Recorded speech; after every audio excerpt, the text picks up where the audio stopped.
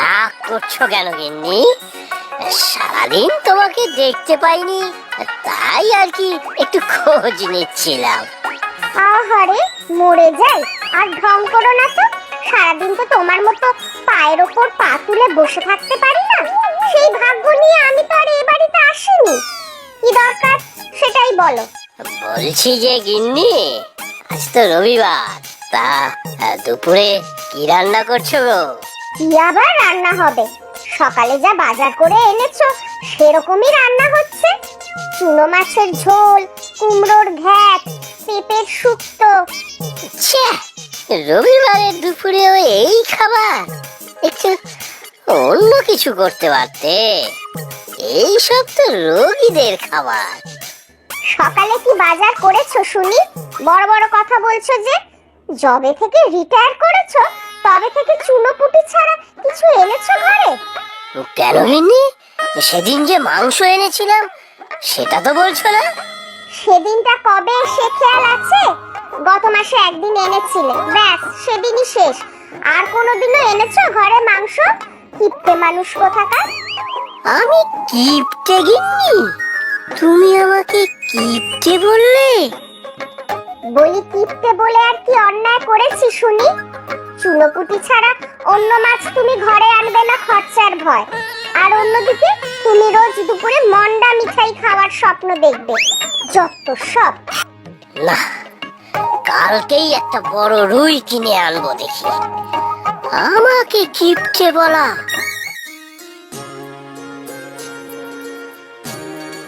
আজ একটা বড় রুই কিনে তবেই বাড়ি ফিরব, দেখিয়ে দেবো আমি মোটেও কিপটে নই। হ্যাঁ, কোথায় যাওয়া হচ্ছে কুশল বাবু? হাতে যখন বাজারের ব্যাগ দেখতে পাচ্ছ, তখন নিশ্চয়ই বাজারেই যাচ্ছি। ও হ্যাঁ, তা বটে। মনে হচ্ছে সকাল সকাল মেজাজটা বিগড়ে আছে। কি যে বলি হরি, বড় রুই কাতলা কিনি না বলে গিন্নি আমাকে কিপটে বলেছে। তা এখন দেখি বাজারে গিয়ে একটা মাছ পাই কিনা। হ্যাঁ, নিশ্চয়ই পাবেন। তা আবার তোমার কি খবর হরি? সকাল সকাল মিষ্টির দোকান না খুলে কোথায় চলেছো? আমার এক জ্বালা হয়েছে কুশল বাবু। আপনি তো জানেন আমার একটা নিজের পুকুর আছে। সেটা তো এমনিই পড়েছিল। হ্যাঁ, তা তো জানি। কি হয়েছে পুকুরটার? বুঝে গেছে বুঝি? না না, পুকুরে প্রচুর জল ছিল। ভেবেছিলাম মাছের চাষ করব, সেই মাছ বাজারে বিক্রি করব, তাতে ঘরেও কিছু পয়সা আসবে। কিন্তু কিন্তু কি? কি আবার, এখন এই পুকুরের রক্ষণাবেক্ষণে এই আয়ের চেয়ে খরচা বেশি হচ্ছে কুশল বাবু। তা আবার তোমার তো মিষ্টির দোকান ছিল, সেটা ছেড়ে মাছ বিক্রির কথা ভাবতেই বা গেলে কেন? তোমার তো মিষ্টি বিক্রি বেশ ভালোই চলছিল। বাইরে থেকে ওরকম মনে হয়। এখন আর লোকে কোথায় এত মিষ্টি খায় বলুন তো? অন্য দোকানও হয়েছে মিষ্টির। এই আপনাকেই দেখুন, আপনি কি আসেন মিষ্টি কিনতে বলুন? এই এই আবার আমাকে নিয়ে টানাটানি কেন? তা কি করবে ভাবলে এখন? বেচেই দেব। ভালো খদ্দের পেলে বেচে দেব, বুঝলেন পুকুরটা। ভালো ভালো। তা হরি, তোমার পুকুরে মাছ আছে? তা আছে বেশ কয়েকটা। কোনোদিন পুকুর থেকে মাছ তুললে খবর দিও, বড় দেখে মাছ নেব। পুকুরটা রাখতে পারলে নিশ্চয়ই দেব।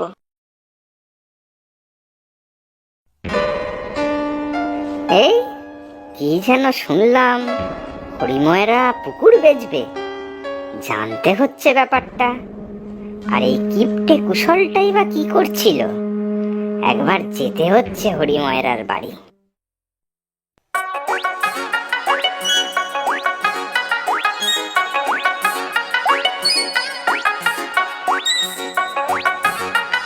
কই গো, তোমার বড় বড় কথা সব কোথায় গেল? তোমাকে নাকি কিপ্টে বলা যাবে না? কোথায় তোমার বড় রুই, বড় কাতলা? দাম শুনে কি দম শেষ? শোনো গিন্নি, এইসব বোঝা তোমার কম্ম নয়। আমি সঞ্চয় করি, বুঝলে গিন্নি? সঞ্চয় করি। কয়েকদিন পরে বড় বড় রুই কাতলা বিনে পয়সায় পাবো। তাই তো আর বেশি পয়সা দিয়ে বাজার থেকে মাছ কিনে আনলাম না। বিনে পয়সায় মাছ পাবে? এসব বলছো আরে বাজার যাওয়ার সময় রাস্তায় হরি ময়রার সাথে দেখা, বলছিল ওর পুকুরটা বিক্রি করবে। ভাবছি কিনে নেব, ওকে কিছু সেভাবে বলা হয়নি। পুকুর কিনবে? তোমার কি মাথা খারাপ হয়েছে গো? অত বড় পুকুর কিনে কি করবে? কেন গিন্নি, পুকুরে মাছ চাষ করব, রোজ বড় বড় মাছ খাবো, বাজার থেকে বেশি দামে মাছ কিনতে হবে না, আর চুটিয়ে মাছের ব্যবসা করব। বুদ্ধিটা কেমন গিন্নি? পুকুরটার রক্ষণাবেক্ষণ কে করবে শুনি? আর মাছ চাষটাই বা কে করবে? আর তুমি মাছ চাষের কি জানো? হ্যাঁ, তাও আমি কিনবো, লোক রাখবো সব কিছুর জন্য। মাছের ব্যবসার কত লাভ জানো? আমি অত বোকা নই, বুঝলে? আমি কালই হরিময়রার সাথে কথা বলে আসবো। যা পারো করো, কখন যে কিসের ভূত চাপে তোমার মাথায় বুঝি না বাপু আমি। তা হরি, ওই দামটাই ঠিক থাকলো। আমি কিন্তু লেখাপড়া করেই তোমার পুকুরটা কিনতে চাই। আর তুমি তো বললে পুকুরে মাছ আছে, যখন মাছ ধরা হবে তোমাকেও কয়েকটা দেব। সবই আপনার দয়া। আপনি এই গ্রামের গণ্যমান্য মানুষ হয়ে আমার পুকুরটা কিনতে চাইছেন, এটাই আমার কাছে অনেক ভাগ্যের ব্যাপার। অনেক অনেক ধন্যবাদ। আরে না না, তুমি এই গ্রামের কতদিনের লোক, বিপদে পড়েছিলে, সেই কথা শুনেই তো চলে এলাম। তোমার যদি কিছু উপকার করতে পারি। আপনার মতো মানুষ হয় না রতন বাবু, পুকুরটা কিনে আপনি আমাকে বাঁচালেন। না না, ঠিক আছে ঠিক আছে, তাহলে পরশুদিন তোমার পুকুরের সামনে লেখাপড়া করে আমার নামে করে নেব। ওই দিনই টাকা হাতে পেয়ে যাবে তুমি। আপনি যখন আমার পুকুরটা কিনেছেন আমি একেবারে নিশ্চিন্ত। লেখাপড়া যা করার আপনিই ব্যবস্থা করুন। তাহলে আজ আমি চলি।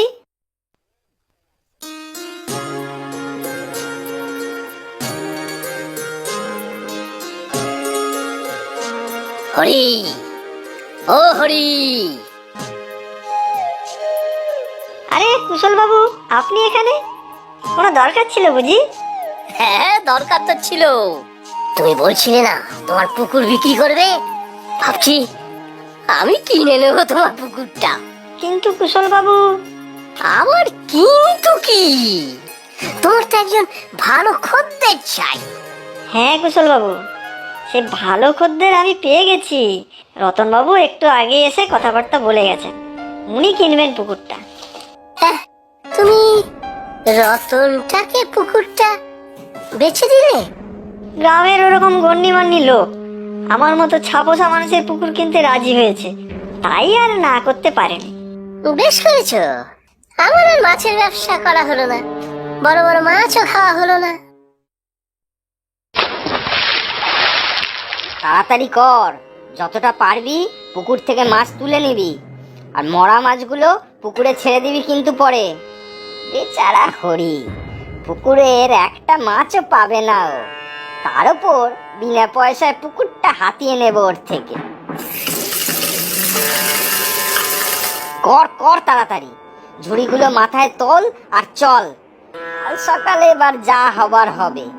বেচারা হরি, হা হা হা।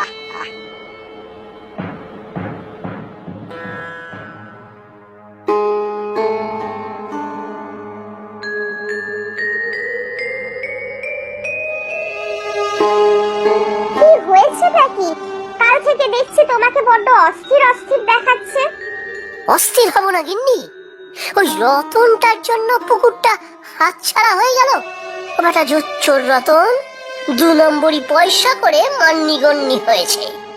হরিকে ঠকাচ্ছে ও বেটা, ঠিক ঠকাচ্ছে। তোমার অত চিন্তা কিসের? হরিময়রা আর রতন বাবু বুঝে নেবে ওদের পুকুরের ব্যাপার। পুকুর যখন তোমার হয়নি, তোমাকে এত মাথা ঘামাতেও হবে না। না না, হরিকে সাবধান করতে হবে আমার। চোখের সামনে এমন একটা অন্যায় হলে সে কি আর সহ্য করা যায় গিন্নি?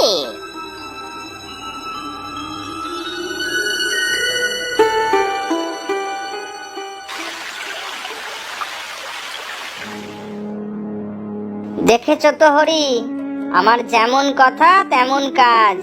বলেছিলাম দুদিন পরে লেখাপড়া করে তোমার পুকুরটা কিনবো, ডেকে নিলাম তাই তোমাকে। আগে আপনি সমাজের কত উঁচু তলার মানুষ, তাই তো নিশ্চিন্ত আমি একদম। কোনো চিন্তা করতে হবে না, ওই যে দেখো আমার লোক কাগজপত্র নিয়ে দাঁড়িয়ে আছে, আর ওই দিকে দেখো মাছ ধরছে। তাড়াতাড়ি মাছ ধর রে, হরিকে এক ঝুড়ি দিয়ে দিবি, বুঝলি? ধন্যবাদ, আপনাকে অনেক ধন্যবাদ রতন বাবু, দয়ার শরীর আপনার। চলো হরি, ওরা মাছ ধরুক, আমরা কাগজপত্রগুলো দেখে নিই। হুজুর, জালে একটা মাছ ওঠেনি, দু চারটে মরা মাছ উঠলো জালে।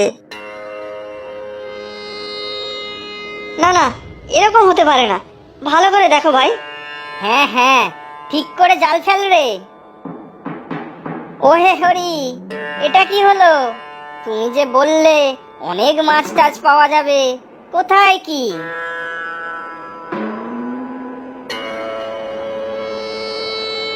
এই দেখো হরি, এ তো শুধুই মরা মাছ।